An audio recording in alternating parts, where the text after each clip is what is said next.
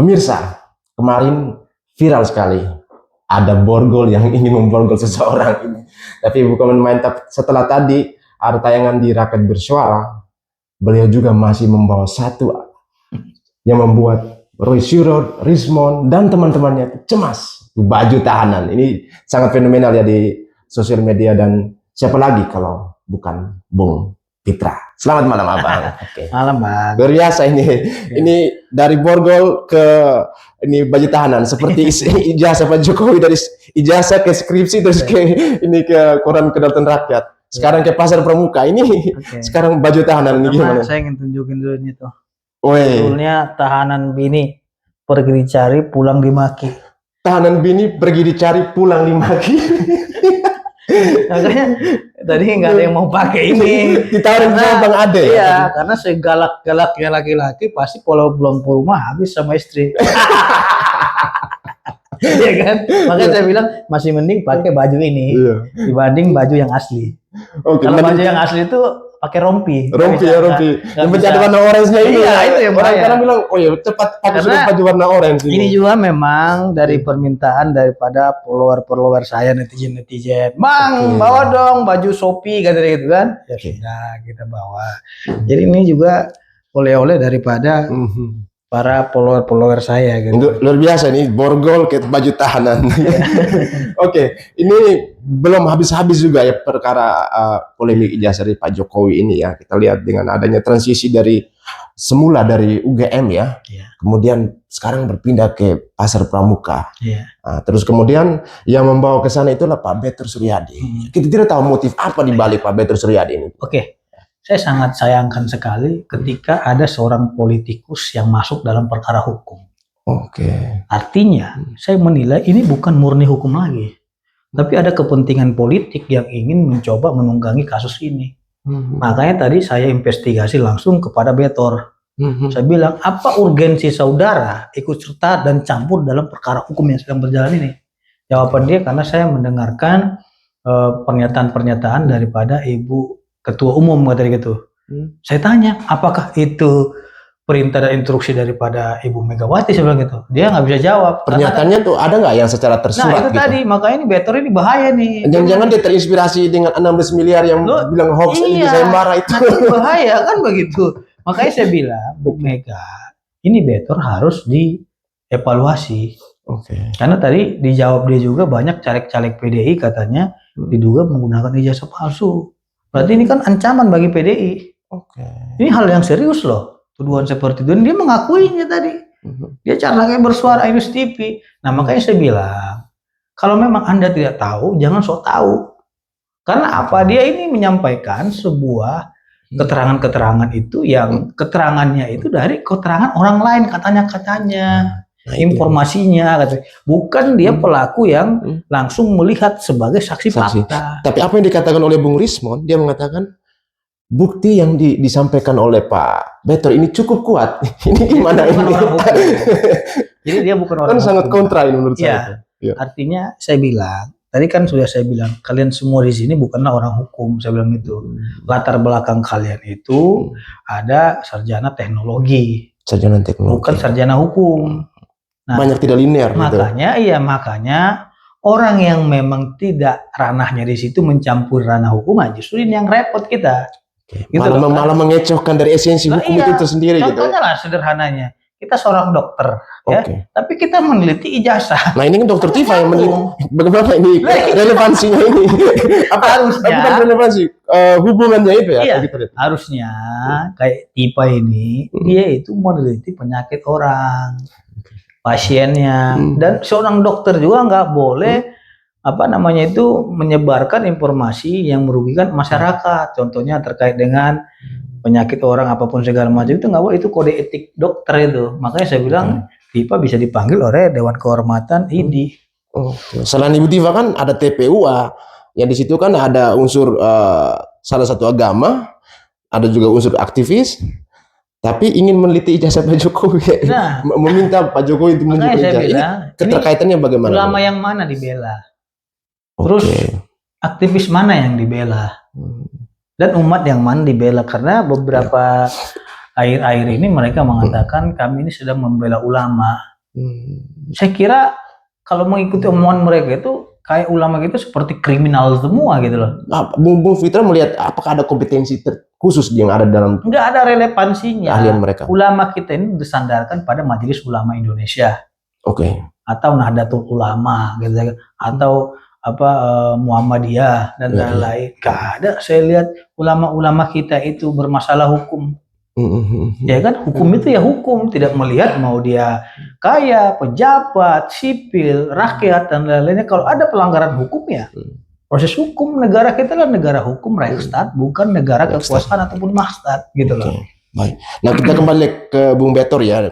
Nah, kemarin saya sempat melihat beberapa konten Abang ya, lakukan investigasi ke pasar buka itu dari tim Mawar ya. Ini Mawar juga selalu melekat di dada Abang ya, investigasi dari tim Mawar ya. Salah satu lembaga advokasi dari advokasi privat dari Abang Fitra ya. Nah, itu luar biasa dan sebenarnya netizen masih penasaran hasil investigasi. boleh ini Abang Fitra memberikan spoiler seperti apa situasi di lapangan ketika investigasi kemarin. Saya udah bilang pengacara Mawar itu adalah kuda hitam di dalam kasus ini. Kuda hitam yang tidak diperhitungkan tapi tiba-tiba meledak. Makanya saya bilang hati-hati aja. Karena kan saya nggak ada dalam kuasanya Pak Jokowi. Saya juga nggak ada dalam pihak sana sini. Saya kuda hitam, orang yang tidak diperhitungkan, tapi ikut dalam kontestasi politik ini. Berarti ada apa? Makanya hati-hati dengan kehadiran saya gitu loh. Nah, saya itu melakukan investigasi itu bukan melakukan ujuk-ujuk investigasi, tapi kita ingin mengungkapkan fakta yang real, bahwasanya itu yang disampaikan mereka itu adalah hoax. Nah, mereka kan mengatakan di pasar pramuka, keterangan mereka saja tidak konsisten. Setelah dibilang pasar pramuka, dibilang lagi pasar pojok pramuka. Pasar pojok. Nah, ini yang benar yang mana, pasar pramuka kah atau pojok pramuka? Besok nanti dibilang dia di Salemba. Semula kan jalan pramuka. Loh iya, jalan pramuka. Habis jalan pramuka bilang pasar pramuka. Pasar pramuka UPP. Setelah diungkap pasar pramuka UPP. Habis itu baru pojok pramuka. Jadi dari itu saja kita lihat ini tidak konsisten. Yang namanya penelitian harus konsisten. Contohnya kita meneliti air, ya air itu yang kita teliti, bukan kita masa meneliti udara gitu. Nah, kemarin ini saya bocorkan dari hasil investigasi kita, karena di petisi ahli itu juga ada tim detektif kita juga di situ ya. Memang kita secara senyap juga melakukan, bukan hanya mereka aja yang memiliki katanya mantan BIN, silakan aja kan gitu. Kita juga sipil mempunyai hak untuk melakukan investigasi secara senyap. Justru kita juga ada orang-orang yang ahli juga, kompeten gitu loh. Nah, berdasarkan hasil investigasi kita tanya semua, pasar pramuka itu tahun 2015 tidak pernah terjadi kebakaran di pasar pramuka. Pasar pramuka itu hanya menjual obat-obatan, hanya menjual burung, ya, ataupun sayur. Kan kita konteksnya pasar pramuka kan gitu. Ya, secara general gitu. Loh ya, pasar pramuka. Nah, setelah kita datangi di sana, semua bilang kalau ada yang bilang pasar pramuka 2015 kebakaran, itu adalah hoax, kata dia gitu. Kebakarannya kan tahun 2024 ya? 24. Nah, artinya kan lu menyatakan pasar pramuka, lu harus tanggung jawab dan konsisten pada pasar pramuka. Kita uji, kan gitu. Nah, ini kok berubah lagi dia, cari lagi yang mana yang kebakaran. Nah, ini di sana kata Salemba, kata gitu kan. Udah pindah ke Salemba lagi. Oh, iya. Jalan Salemba. Makanya ini sudah nggak konsisten dan ini sudah nggak sehat lagi. Itu. Nah, saya bilang untuk melawan orang seperti ini, ya kita harus lebih gila lagi. Karena apa yang mereka sampaikan itu, terus apa yang mereka kita sampaikan itu nggak akan dipercaya oleh mereka. Hanya omongan mereka lah yang mereka anggap itu paling benar. Nah, ini menjadi persoalan, Bung, gitu loh. Nah, di dalam hukum itu kan nggak bisa seperti itu. Ketika memang kita sudah mengklarifikasi, kayak tadi Widodo sudah mengklarifikasi, oh dia sudah mengakui, kata. Ini Widodo kan ada bilang mengakui ataupun segala macam. Dia tidak membantah, silakan aja berpendapat, kata gitu. Tapi saya punya hak untuk menjawab. Tapi mereka menyimpulkan Widodo aja mengakui, kata gitu. Nah, inilah hal-hal seperti itulah yang membuat kita ini bingung di antara masyarakat kita. Nah, kenapa saya bilang ini penelitian yang tidak konsisten? Menurut saya sih ini bukan penelitian ya. Tapi seperti apa Bung Fitra melihat penelitian yang dilakukan oleh Bung Rismon? Ini mereka menjual di publik ya, memberitahu ke publikasi bahwa kami sedang melakukan penelitian. Enggak ada penelitian itu. Kan harus ada klaim ahli juga kan dalam ini, harus penelitian ada itu kan riset. Riset. Harus melakukan kajian dan riset. Apa sih riset yang telah teman-teman itu lakukan? Apakah Bung Pitra melihat ada unsur mensreanya di dalam penelitian itu? Sementara kalau Oh dikaitkan iya jelas dengan dong. PDP, Makanya saya bilang Jokowi hari ini dikriminalisasi. Saya bilang teman-teman mengkriminalisasi dia, memaksa agar ijazah itu palsu. memaksa agar ijazah itu palsu. Iya, itu kan Pak Jokowi udah bilang itu bukan ijazah palsu, saya kuliah di UGM. UGM menjawab. Kriminalisasi itu apa artinya? Seseorang yang tidak melakukan perbuatan pidana tapi dipaksa harus melakukan perbuatan pidana. Wah ini bahaya Bung bagi negara hukum kita. Itulah bentuk-bentuk kriminalisasi. Ketika mereka mengkriminalisasi Pak Jokowi, mereka malah sebaliknya berpikir bahwa Pak Jokowi mengkriminalisasi mereka. Kemudian muncullah kata-kata yang keluar dari Bung Rismon, mengatakan tidak ada kata damai terhadap Pak Jokowi. Enggak. Ini pola pikirnya bagaimana menurut Saya kira Pak Jokowi nggak ada mengkriminalisasi orang. Dia jawaban dia kita serahkan semuanya kepada pihak kepolisian. Dia juga nggak ada menyimpulkan mereka melakukan pencemaran nama tidak. Dia hanya bilang saya sangat merasa diinjak-injak dan dihina sehina-hinanya. Perasaan dia yang disampaikan bukan seperti teman-teman yang lain bilang oh itu palsu gitu langsung menghakimi. Oh justifikasinya seperti itu. Iya dia Pak Jokowi nggak ada. Iya kita serahkan ke polisi. Silahkan saja nanti dibuktikan. Itu bukan kriminalisasi. Yang kriminalisasi itu adalah menuduh sesuatu hal yang itu bukan pidana tapi dipaksakan itu perbuatan pidana. Contohnya ijazah palsu kata dia gitu kan. Nah itu sudah tuduhan itu. Itu bentuk kriminalisasi. Udah terbukti bukanlah ijazah palsu. UGM sudah bilang itu adalah asli. Terus Bareskrim Mabes Polri dilapor juga itu tidak palsu. Nah terus harus kita paksakan lagi. Dia harus dipidana gitu. Ya tidak bisa. Kalau memang mau fair ya Bang. Kalau seumpamanya kita itu ingin meneliti, telitilah dengan baik. Mana ada sih orang meneliti itu kompresi pers. Ya kalau teliti aja untuk menambah nalar keilmuan. Secara akademis. Iya, secara akademis. Ini lu penelitian lu belum sempurna, tapi kamu kompresi pers. Itu sama saja melukai hati orang. Berarti ada mensreanya di situ ya? Oh iya jelas dong. Itu sama saja mempermalukan orang. Nggak enak kalau kita digituin. Contohnya. Bagaimana kalau Bung Pitra sebagai praktisi hukum ya? Ya saya sering menyaksikan teman-teman Bung Pitra ini ada kanal YouTube-nya juga namanya Petisi Ahli. Kalian silakan mampir di sana. Di sana akan banyak memberikan penjelasan mengenai konstruksi hukum ya, bagaimana pokoknya entah hukum pidana dan perdata narasumbernya berbobot semua. Ya, narasumbernya ini top semua nih. Jadi saya pun malam ini tuh mengejar Bung Pitra setelah tampil di Rakyat Bersuara yang artinya gontok-gontokan sama timnya Bung Roy dan Rismon. Dan hal yang kita lihat ini melihat bahwa ada tadi bagi mereka mengatakan upaya Pak Jokowi sedang melakukan kriminalisasi mereka. Kemudian sistem perjalanan Pak Jokowi menggunakan hak beliau sebagai warga negara untuk melaporkan ada unsur pencemaran nama baik di pasal 310 311 ya, yang itu pemilihan. Artinya kan Abang tadi mengatakan bahwa berurusan ini kan lebih kepada arah pasalnya lebih ke 160 ya kalau nggak salah. 160 45A sama 28E itu tentang tuduhan kegaduhannya itu. Nah, bagaimana kalau dikaitkan dengan perlindungan data pribadi? Dari penelitian mereka terus kita kaitkan lagi dengan mensreanya itu bagaimana hak atau kewajiban Pak Jokowi untuk menunjukkan ijazah publik. Timnya mereka tuh betul-betul mengejar agar Pak Jokowi menunjukkan konteks itu menunjukkan kira-kira bagaimana. Jadi ini yang menjadi repot bagi kita semua karena apa? Pak Jokowi itu tidak menunjukkan karena ada pro justisia dalam proses hukum. Mereka telah menyerahkan ini kepada proses hukum. Mereka telah melaporkan itu kepada polisi. Tentu kita menunjukkannya kepada siapa? Kepada polisi dan penyidik yang menangani proses hukum tersebut. Kalau kita menunjukkan itu kepada untuk media sosial dan lain-lain, tapi sudah ada laporan polisi, sama saja Pak Jokowi tidak menghargai penegak hukum kita. Sama aja Pak Jokowi tidak menghormati penyidik yang sedang menjalankan tugasnya.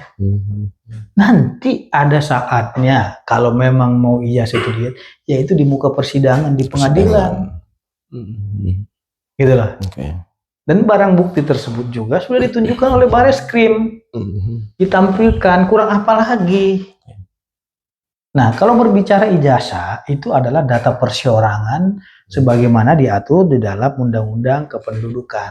Kependudukan, oke. Nah, di huruf G-nya itu disebutkan pendidikan terakhir dan pendidikan itu adalah data perseorangan. Data perseorangan, oke. Iya, di dalam data perseorangan itulah melekat seperti pendidikan itu ijazah dan lain-lain. Itu diatur. Nah, yang dikatakan sebagai data privat itu adalah tanda tangan juga pribadi. Oke. Ada unsur biometrik. Tanggal lahir juga pribadi. Oke. Iya kan? Iya. Contoh sederhana aja. Kenapa sih itu dikatakan data pribadi ijazah? Pertanyaan saja. Ijazah itu apakah milik publik atau tidak? Pertanyaannya kan itu. Tentu tidak. Ijazah itu dimiliki oleh pribadi orang. Masa ijazah saya itu milik abang? Yang kuliah siapa? Yang bayar uang kuliah siapa? Yang dapat nilai siapa? Yang belajar siapa? Ijazah itu bukan arti Anda itu pintar, tidak. Itu tandanya bahwasanya seseorang itu telah melakukan mengenyam pendidikan baik di tingkat SD, SLTP, SMA, S1 dan lain-lainnya. Banyak kok pejabat-pejabat kita seperti Bu Susi Pujiastuti cuma tamatan SMP tadi menteri. Ini yang diteliti nggak penting menurut saya gitu loh. Mau Pak Jokowi tamatan SMP, SMA, emang kenapa? Ibu Mega aja dulu kan menjadi presiden ijazahnya SMA. Lah emang kenapa gitu loh? Nggak ada persoalan. Terus satu lagi Pak Jokowi udah nggak menjabat lagi. Terus apa yang dipersoalkan? Karena kita kasihan aja sama beliau ya. Walaupun dalam kondisi sakit aja, beliau itu masih melayani masyarakat. Bayangin aja. Jadi menurut saya ini beliau sangat luar biasa sekali. Kalau kita lagi sakit pasti kita langsung tiarap gitu loh. Nggak boleh, masih melayani, masih menyapa masyarakat. Itu kuat loh beliau itu seperti itu. Apalagi diserang tiap hari kiri kanan dan lain-lain. Oh luar biasa. Tentu kita harus mensyukuri dan menyadari ya bahwasanya tujuan daripada menuntut Pak Jokowi itu apa sih sebenarnya? Kan pertanyaan seperti itu. Nah, seumpamanya lah tercapai keinginan mereka, tujuan mereka ini apa? Kalau kita mengikuti pola pikir mereka itu. Kata Bang Rismon, dia sedang melakukan penelitian, kemudian ingin menulis buku, lalu bukunya akan dijual puluhan dolar di Amazon. Lalu, apakah Bung Pitra melihat ada unsur, ya selain mensreat tadi, kalau memang tujuan dia mau menjual buku dengan penelitian itu, berarti kan motif ekonomi. Selain motif ekonomi, apakah ada unsur dia mengkhianati negara? Karena Pak Jokowi pernah menjadi simbol negara. Oh ya jelas dong, kan sudah saya bilang di dalam Pancasila tadi sudah sampaikan itu sama mereka. Siapapun kita bertanggung jawab terhadap keutuhan dan persatuan bangsa. Pak Prabowo aja bilang, siapa yang coba-coba mengganggu negara kesatuan Republik Indonesia, yang mencoba-coba merusak keutuhan dan persatuan bangsa, akan saya sikat, kata beliau. Tegas beliau bilang gitu.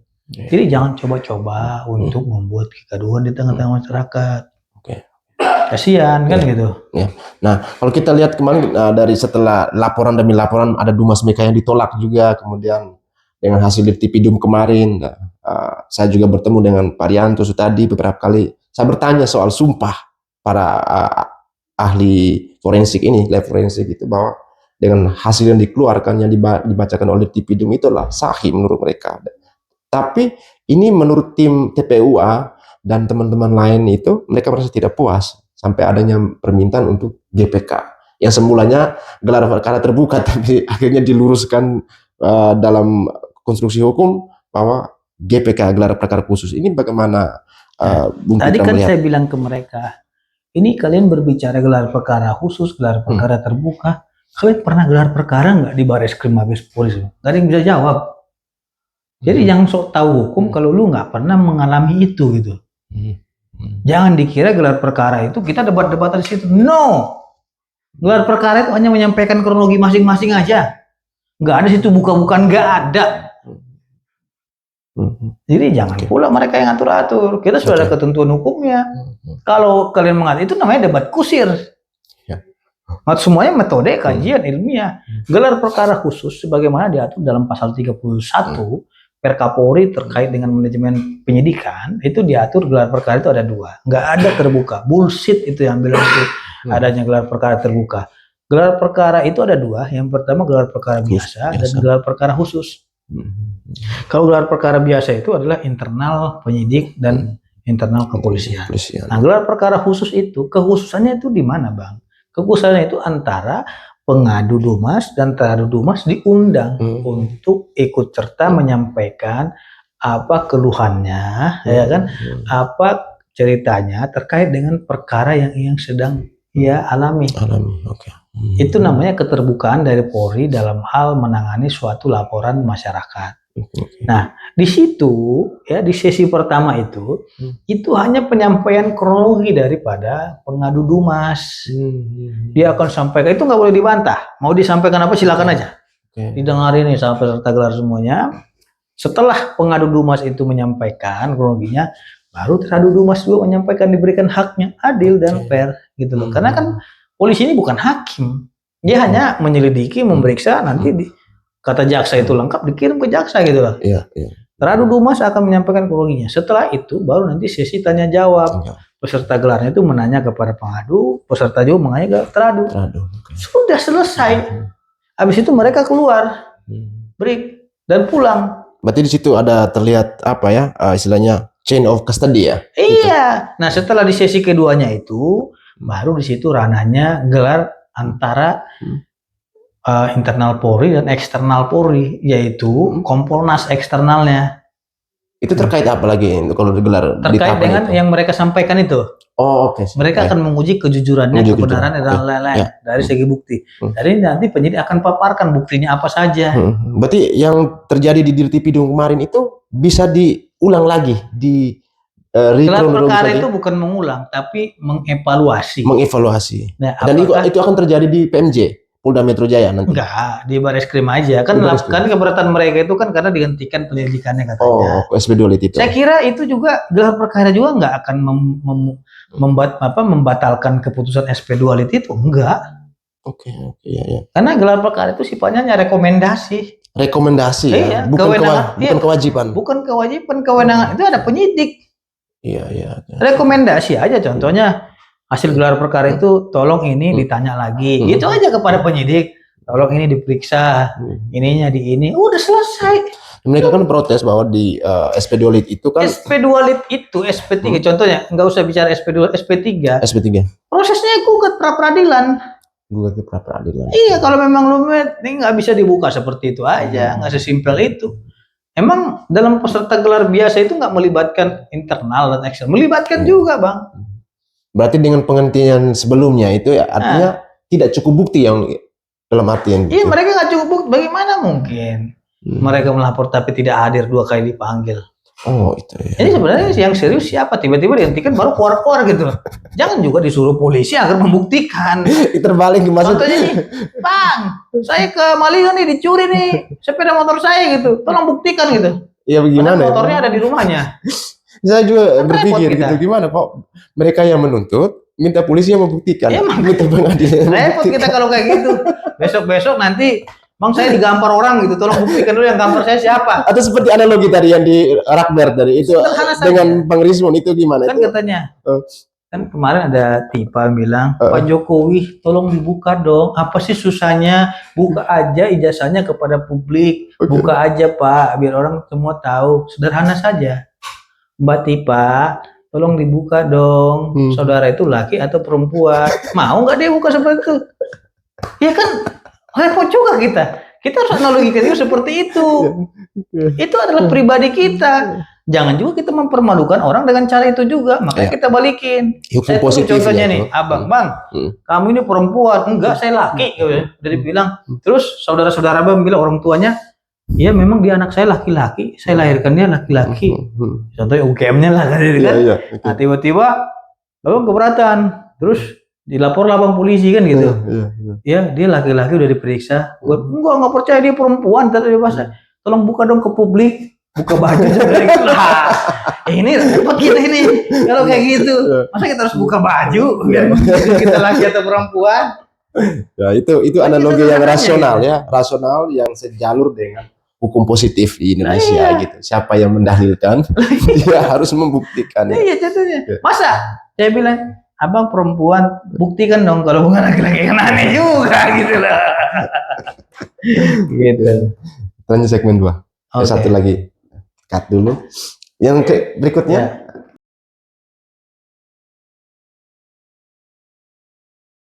Nah, kita berlanjut ke laporan Pak Jokowi ini, yang kemarin di pasal 310, 311 yang sudah ini ada beberapa inisial yang disebutkan dalam laporan itu.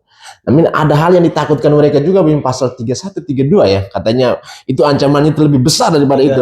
32, 35 dan 37. 32, 35, 37 ya. Nah, sementara di sisi lain juga teman-teman lembaga advokasi privat juga melaporkan yang dengan pasal KUHP 160 45A junto ke 28 ITE. Itu bagaimana Abang melihat laporan Pak Jokowi itu sendiri? Sesuai dengan aturan hukum yang berlaku terkait dengan pasal 32, 35, 37 itulah Undang-Undang ITE yang mengatur. Ancaman pidananya itu adalah 9 tahun. 9 tahun. Tinggi. Itu paling ditakuti mereka itu. Pengubahan data. Oke. Elektronik yang seolah-olah itu asli.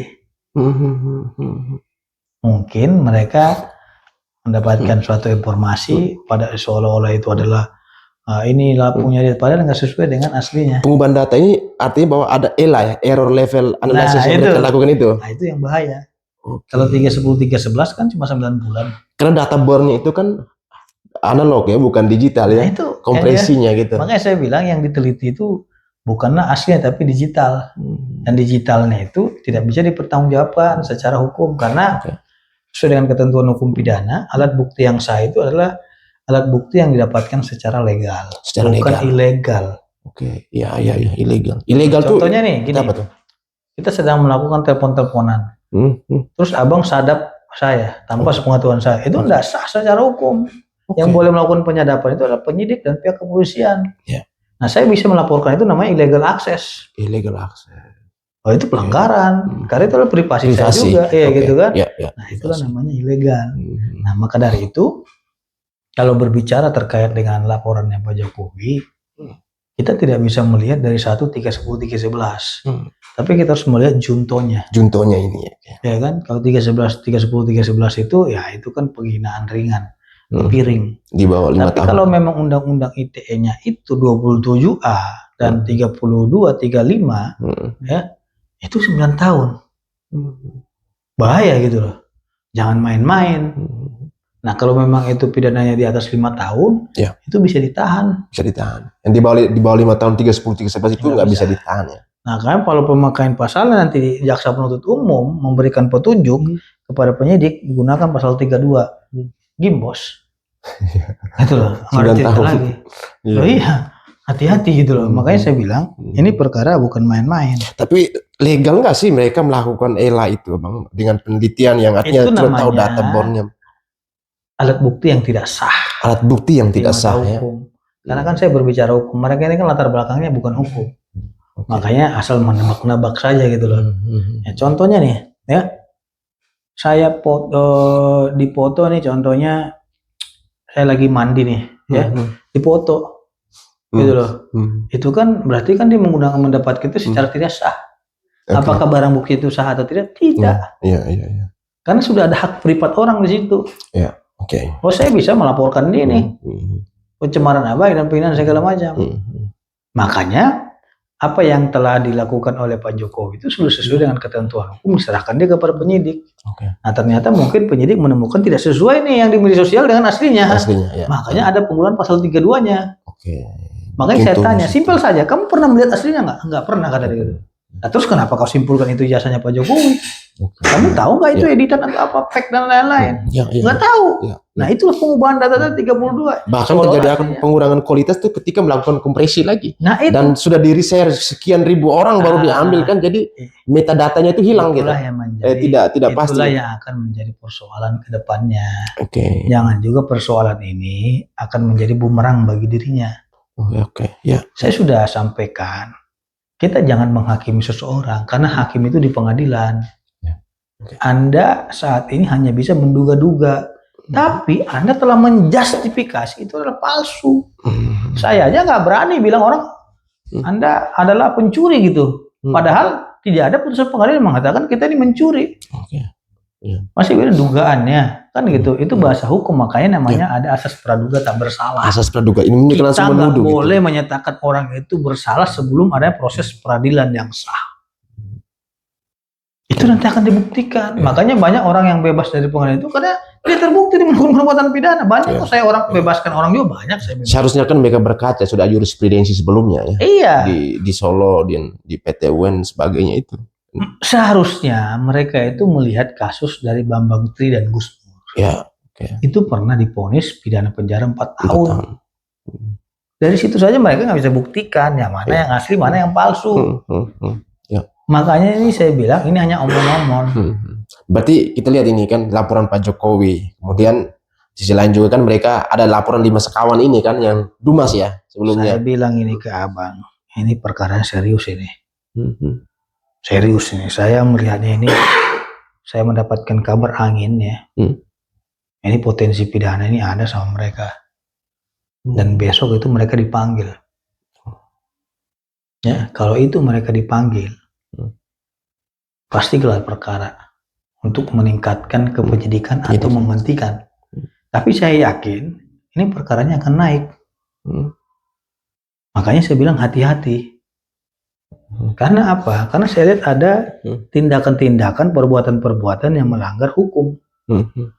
Seperti menuduh ijazah palsu, itu sudah tuduhan. 310-nya mungkin bisa dikenai ringan, walaupun nggak berat-berat kan gitu, tapi sudah menuduh. Ini kita lihat ya bang, seiring berjalan ini soal tuduhan, provokasi, penggiringan opini, ini kan keterlibatannya itu orang-orang tuh, apakah kemungkinan ada penambahan tersangka lagi nanti gitu? Ada yang kehadiran Bang Betor ini kan dimuncul dari salah satu podcast, dan juga ada beberapa, sebut aja kita fair di publik, Refli Harun, terus Pak Said Didu, Pak Abraham Samad, dan beberapa itu, apakah mereka bisa terlibat? Itu namanya pengembangan dalam hukum. Pengembangan dalam hukum. Ya contohnya ini, nanti dia tarik nama ini dipanggil itu. Tujuan kau, motif kau apa untuk ini? Contohnya motifnya untuk mencemarkan beliau ataupun menghina beliau. Oh kena dia. Kan Pak Abraham Samad kan ini kan seorang praktisi hukum. Pak Refli Harun juga. Harusnya mereka tahu ketika mewawancarai Pak Betor, mereka tahu bahwa apa yang disampaikan Pak Betor itu abu-abu. Tapi mereka memaksakan untuk menayangkan. Itu bagaimana menurut abang? Nah makanya saya bilang, kalau kita mengerti hukum, tentunya kita menghormati hak hukum orang. Justru yang kita sesalkan, kita mengerti hukum, tapi kita tidak tahu hukum. Asal main hukum rimba aja gitu. Makanya kalau memang cara main hukum rimbanya itu, ya kita lebih gila lagi dari hukum rimba, hukum jalanan gitu loh. Yang ada nanti kita main hakim sendiri, kita tumbuk-tumbukan lama-lama gitu loh. Kalau kita nggak percaya lagi sama penegak hukum. Maka saya tanya, kita ini sudah main hakim sendiri. Kita sudah menjadi hakim jalanan terhadap sesuatu hal. Seharusnya kita ini menghormati proses hukum yang sedang berlangsung ini, percayakan kepada polisi. Anda jangan seolah-olah menjadi hakim. Nggak bisa. Kadang kita juga keliru. Tapi karena memang perbuatan-perbuatan itu sudah terlanjur, ya harus dipertanggungjawabkan. Karena memang ini sudah dalam proses penyelidikan, makanya teman-teman sekalian itu kocar-kacir nih sibuk mencari bukti. Sampai pasar pramuka, sampai harus buktikan dong. Kemarin pergi ke UGM lagi ke fakultas kehutanan. Mereka ini sedang panik. Maksa-maksa humas harus memberikan akses. Kalau nggak bisa dibuktikan, orang kan mana mau nyari penyakit. Oh nyari penyakit nih. Itu bagian dari kecemasan, ekspresi kecemasan atau apa itu? Ya kayak ngapain orang nyari penyakit? Maka jadi orang yang benar-benar aja lah. Orang kita benar aja, kadang juga kita dihantam orang. Apalagi kita nyari penyakit kita sendiri. Ada lagi kemarin katanya siapa itu, si Tipa katanya gitu. Anaknya katanya terancam. Ada lagi teman-teman itu dikirim genderuwo dan lain-lain. Apa hubungannya? Dalam kasus ini kan gitu. Saya heran. Anaknya dibully apa urusannya? Mungkin orang tidak menyukai cara-cara mereka. Orang kesal, bisa ini simpati masyarakat kadang juga kita nggak bisa itu loh. Karena mereka bilang bawa nama rakyat, ini rakyat yang mana kan? Makanya kadang masyarakat juga kesal. Terus karena ada masyarakat kesal, dia bilang, oh ini mungkin jangan-jangan Pak Jokowi nih katanya. Apa urusan beliau ke situ? Aduh kurang kerjaan Pak Jokowi kalau ngurus-ngurus gituan gitu. Jadi jauh sekali gitu kan. Pak Jokowi kan sudah mengatakan ada unsur belas kasihan ya kalau saya harus melanjutkan ini, tapi tantangan itu demi tantangan datang dari mereka meminta Pak Jokowi untuk menunjukkan, terus tidak ada kata damai untuk Pak Jokowi. Ini kan mereka ini sedang menggali kubur sendiri seperti kata Bang Ade. Makanya saya bilang saya sebenarnya kasihan juga lihat mereka ini. Karena apa? Saya melihat ini ancaman pidana di depan matamu gitu. Tapi kamu tidak menyadari itu. Halo, Gajah di depan mata tidak kamu lihat, tapi semut di seberang sana kau lihat.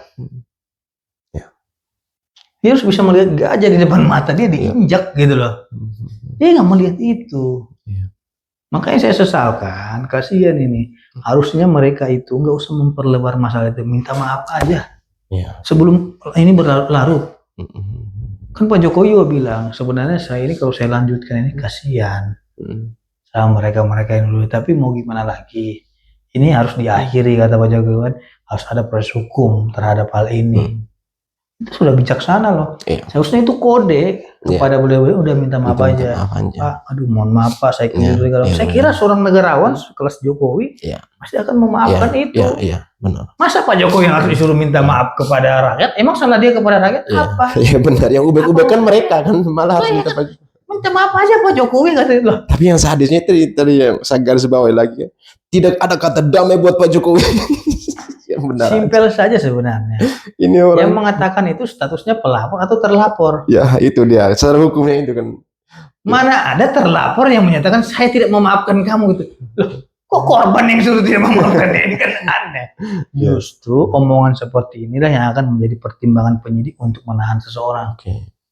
Dengan ada penambahan bukti kayak gitu. Omongan kayak gitu. Oh berarti ini orang nggak menyesali perbuatannya. Di pengadilan kan ditanya, kamu menyesali perbuatan kamu nggak?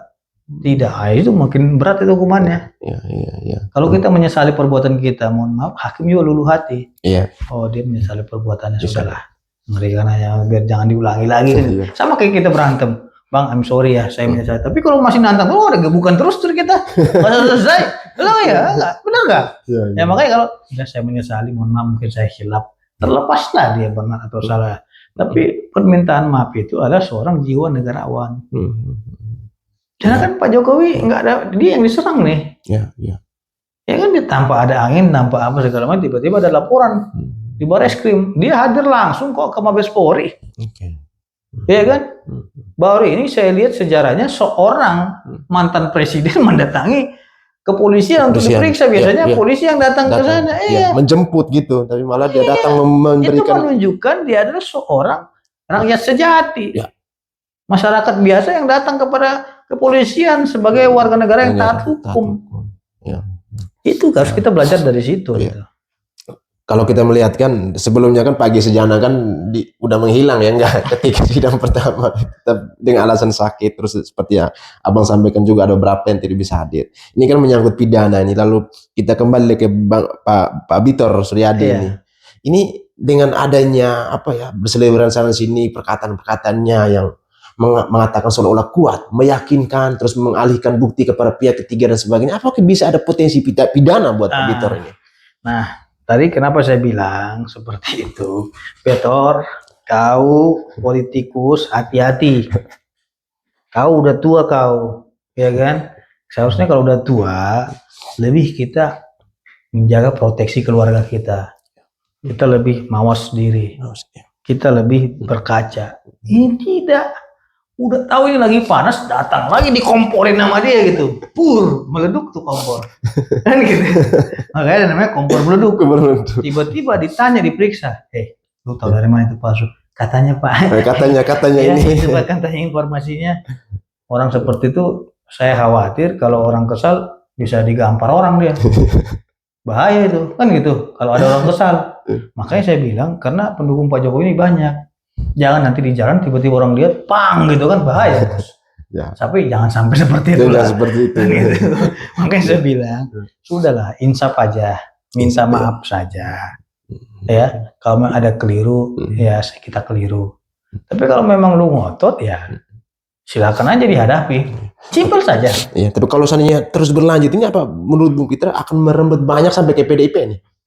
Nah ini kan bawa nama partai juga kan. Nah itu saya bilang tadi, katanya kan tadi bahwasanya banyak katanya dari caleg-caleg PDIP diduga menggunakan ijazah palsu. Dan dia mengakui itu. Dia harus bisa membuktikan loh. Kalau berarti kita harus periksa nih anggota DPR dari PDIP nih. Loh, caleg-calegnya semua dan anggota, benar nggak? Ini repot nih. Panjang nih kan. Nah makanya saya bilang Bu Megawati tolong itu dipanggil Betor, ditanya tujuannya apa. Apakah ingin membesarkan nama partai Hmm. atau mau ingin menimbulkan polemik? Ya. Setahu saya ini adalah persoalan hukum, ya harus diselesaikan secara hukum, Ya. bukan menggunakan politikus-politikus seperti Ya. ini. Ya. Pak Jokowi juga banyak anggota politik-politik dia, tapi kan dia tidak menggunakan cara-cara Ya. seperti itu. Ya. Nggak zamannya lah seperti itu. Cara-cara itu kan seperti mau menjatuhkan orang gitu Ya. kan, nggak baik seperti itu. Maka ini kalau memang ini benar, dia mewakili katanya dari politikus PDI, ini ancaman bagi negara demokrasi kita. Iya, benar. Ya kan? Ya. Karena sudah ada kepentingan terang-terangan seperti ini. Setahu saya orang politik itu halus, nggak terang-terangan. Tapi kalau memang seperti itu terang-terangan turun tangan, oh, Iya. bos, hati-hati bos. Iya. Hah, ini bahaya nih, ini warning juga nih bagi pemerintah. Pemerintah. Hati-hati. Itu aja.